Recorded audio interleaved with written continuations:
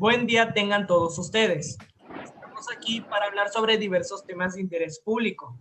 Contamos con la presencia de Mariana Andrade Chalchi, Johan Alberto Mateos Cruz, Gustavo Moreno Lara y un servidor.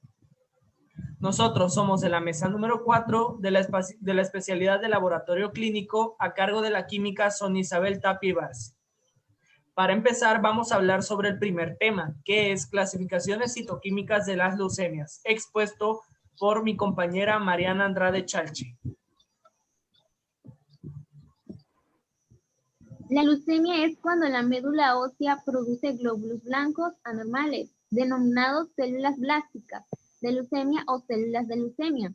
Estas células se dividen reproduciéndose a sí mismas, lo que genera una proliferación de estas células alteradas, que no mueren cuando envejecen o se dañan, por lo que se acumulan y desplazan a las células normales. La leucemia se clasifica en leucemias agudas y crónicas.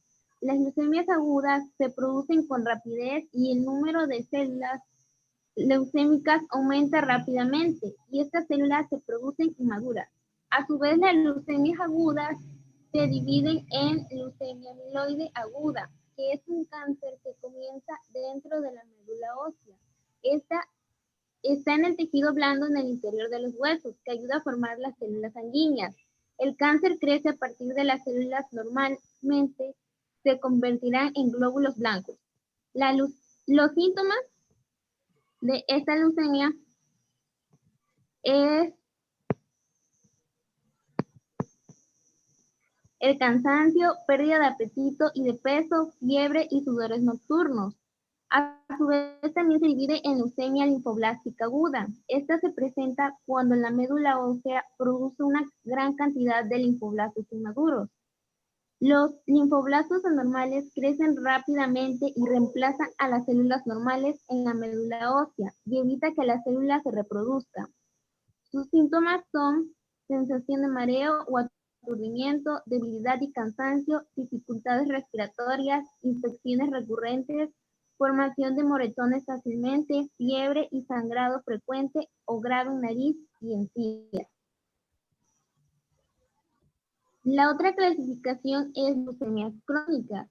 Estas se producen lentamente al principio. Las células leucémicas se comportan casi como normales, pero a menudo el primer signo de enfermedad puede ser el hallazgo de células anormales en un análisis de sangre rutinario.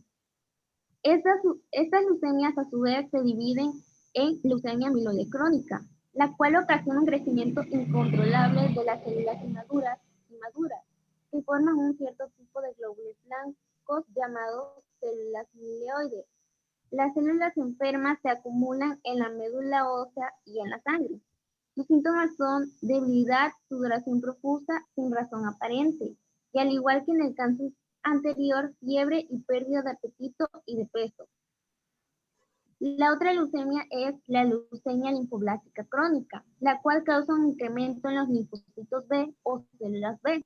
Estas células cancerosas se propagan a través de la sangre y la médula ósea. Puede afectar a los nódulos linfáticos u otros órganos como el hígado o vaso. Esto puede causar que la médula ósea pierda su función. Sus síntomas son debilidad, cansancio, pérdida de peso, fiebre o sudores nocturnos. Este tipo de leucemia provoca el agrandamiento de los ganglios linfáticos y dolor o sensación de hinchazón estomacal. Eso es todo de mi tema. Ok, es muy interesante. Personalmente creo que yo puedo decir que la leucemia es cuando la médula ósea produce glóbulos blancos anormales y estas células se dividen reproduciéndose a sí mismas, lo que genera una proliferación de estas células alteradas que no mueren cuando se envejecen, por lo que acumulan y desplazan a las células normales. Por lo que escuché, su clasificación es agudas, que estas se desarrollan con más rapidez y son células que se reproducen inmaduras, y crónicas, que se reproducen lentamente. Al principio, estas células leucémicas se comportan casi como normales. Bueno, vamos a dar pauta al siguiente tema, que es plaquetas generalidades. Este tema lo voy a impartir yo. Para empezar, Las plaquetas, también conocidas como trombocitos, son células sanguíneas. Se forman en la médula ósea, un tejido similar a una esponja en los huesos. Las plaquetas juegan un papel importante en la coagulación de la sangre. Sus funciones son intervenir en la reparación de heridas, estimular el proceso de inflamación, también ayudan a eliminar agentes patógenos, favorecen la síntesis de algunas proteínas y liberan factores de crecimiento. Normalmente, cuando uno de nuestros vasos sanguíneos se rompe, comienza a sangrar. Las plaquetas se coagularán, o sea, se van a agrupar para tapar la lesión en el vaso sanguíneo y detener el sangrado.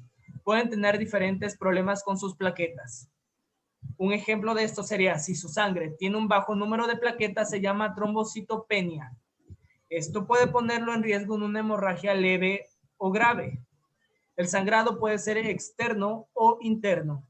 Puede tener varias causas. Si el problema es leve, es posible que no necesite medicamentos o transfusiones de sangre o plaquetas. Pero si su sangre tiene demasiadas plaquetas, puede tener un mayor riesgo de coágulos de sangre. Ahora, cuando no se conoce la causa, esto se llama trombocitemia. Es poco común. Es posible que no necesite tratamiento si no llegan a estar algunos signos o algunos síntomas. En otros casos puede necesitar tratamiento con medicamentos o procedimientos médicos. Si otra enfermedad o afección está causando el alto número de plaquetas, se llama trombocitosis. El tratamiento y su pronóstico dependen de la causa de esta. Otro posible problema de las plaquetas no trabajan como deberían.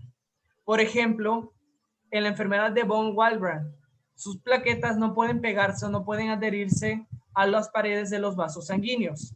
Esto puede causar un sangrado excesivo. Hay diferentes tipos de esta enfermedad. El tratamiento va dependiendo del tipo que tenga. Bueno, esto ha sido todo de mi tema. ¿Alguien quiere decir alguna información extra sobre este mismo? Bueno, la importante participación de las plaquetas en el proceso de formación del trombo arterial determina el interés que despierta el conocimiento de sus características estructurales y funcionales, ya que eso constituye la base, entre otros aspectos, para el diseño de los fármacos y estrategias del tratamiento antitrombótico. En este trabajo se reúne la información existente acerca de la estructura de la plaqueta, los componentes bioquímicos y su importancia para la función celular. También los mecanismos de adhesión y activación plaquetaria, así como su interacción con eritrocitos, leucocitos y con el endotelio vascular, los cuales definen la participación de las plaquetas en los procesos de hemostasia y trombosis.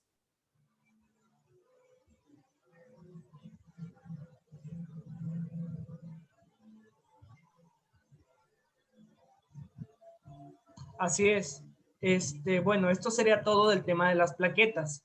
Vamos a dar inicio al tercer tema, que es hemostasia primaria, impartido por nuestro compañero Johan Alberto Mateos Cruz.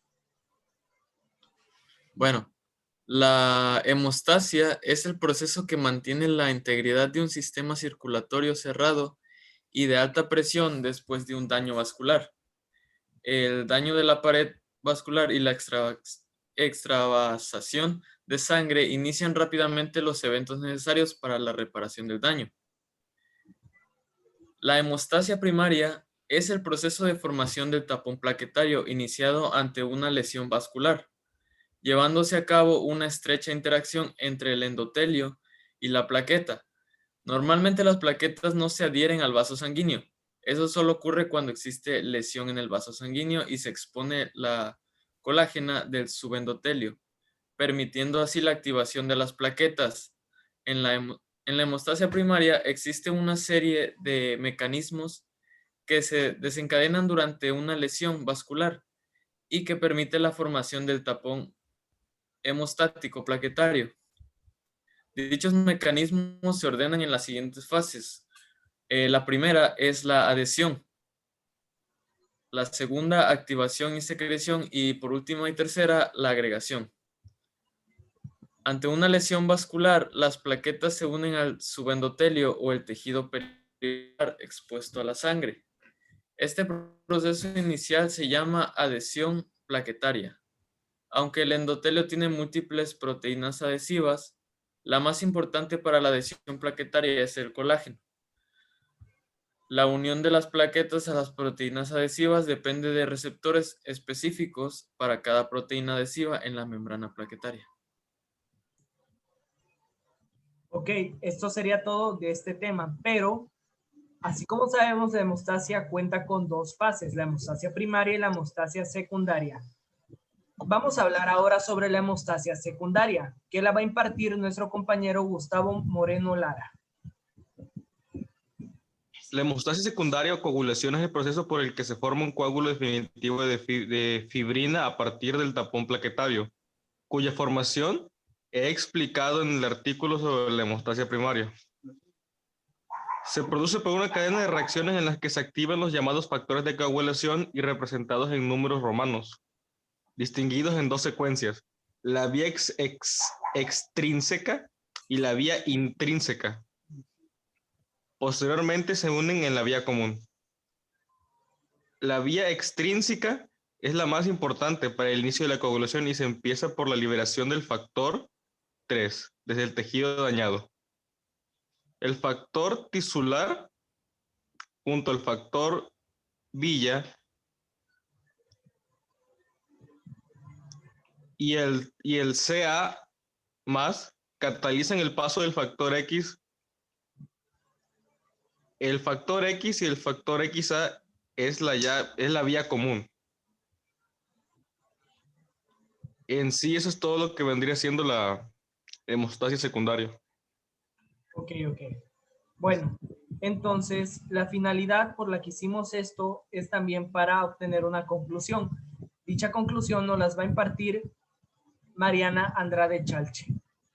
¿Qué puedes decir sobre la hemostasia primaria y la hemostasia secundaria? La hemostasia se divide para su estudio en primaria y secundaria. La hemostasia primaria se caracteriza por el reclutamiento y activación de las plaquetas para formar el tapón plaquetario, mientras que la hemostasia secundaria se caracteriza por la activación del sistema de coagulación con el objetivo de formar fibrina. Finalmente se presenta la cascada de fibrinólisis, encargada de la degradación del coágulo una vez que se ha reparado el daño vascular o tisular. Eso es todo. Gracias. Ok, muchas gracias a ti. Bueno, pues la finalidad con la que hicimos esto es para informar un poco más acerca de estos temas que son de suma importancia. Lamentablemente, esta reunión ya va a llegar a su fin. Nosotros somos la mesa número 4 de la especialidad de laboratorio clínico, a cargo de la química Isabel Tapia Ibars. Muchas gracias.